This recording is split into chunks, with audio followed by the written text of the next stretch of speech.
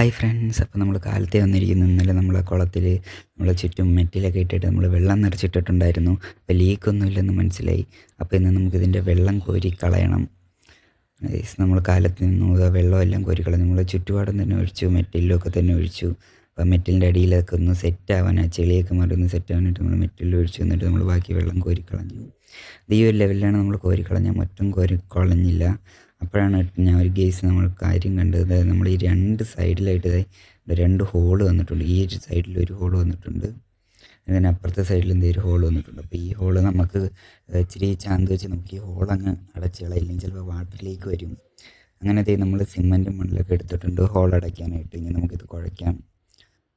കുഴച്ചത് നമ്മൾ ഹോൾ അടയ്ക്കാനായിട്ടാണ് നമ്മൾ കുഴയ്ക്കുന്നത്. കുഴച്ചുകൊണ്ടിരിക്കുകയാണ്. അപ്പോൾ നമ്മുടെ ചാന്ത് ഇവിടെ റെഡി ആയിക്കൊണ്ടിരിക്കുകയാണ്. റെഡി ആയിട്ടുണ്ട്. ഇനി നമുക്ക് ഹോൾ അടയ്ക്കാവുന്നതാണ്. ഇത് വെച്ച് വലിയ ഹോളൊന്നുമല്ല, ചെറിയ ഹോളാണ്. നമ്മൾ ഒരു സൈഡിലെ ഹോൾ അടച്ചു. അതിനൊക്കെ തന്നെ നമ്മൾ അടുത്ത സൈഡിലെ ഹോളും നമ്മൾ അടച്ചിരിക്കുന്നു. നമുക്ക് ഒരു ദിവസം വെയിറ്റ് ചെയ്തൊന്ന് ഉണങ്ങാൻ വേണ്ടി. അങ്ങനെ പിറ്റേ ദിവസം രാവിലെ നമ്മൾ സിമൻറ്റ് ഇട്ട് നമുക്ക് ഇനി ഒരു ഗ്രൗട്ട് അടിക്കണം. അതിനായിട്ട് നമുക്ക് നമ്മൾ വന്നിട്ടുണ്ട്. ഒരു കോട്ട് അടിച്ചു, ഇനി സെക്കൻഡ് കോട്ട് നമുക്ക് അടിക്കേണ്ടതായിട്ടുണ്ട്.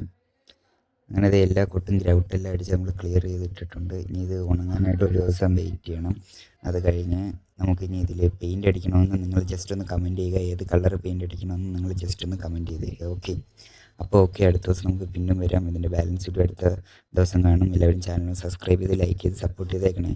Bye bye.